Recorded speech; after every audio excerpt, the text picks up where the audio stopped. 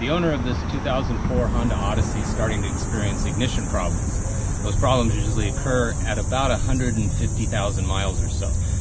This particular vehicle has gone about 195,000 miles, and now the ignition is sometimes not turning. So what we're going to do today is, rather than replace it, we're actually going to do a rebuild of it and harvest the electronics out of this key so that we save the customer some money. So I found it easier just to pull the ignition out. You can see the old key here.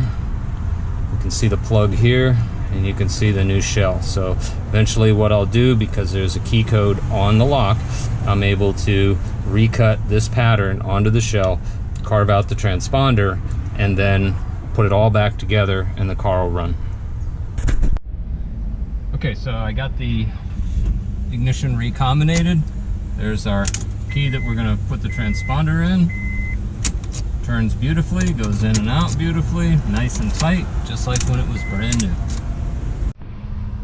Okay, so I reshelled the old key by pulling the transponder out of the pocket and putting it into the new key head. Now we're going to go try it.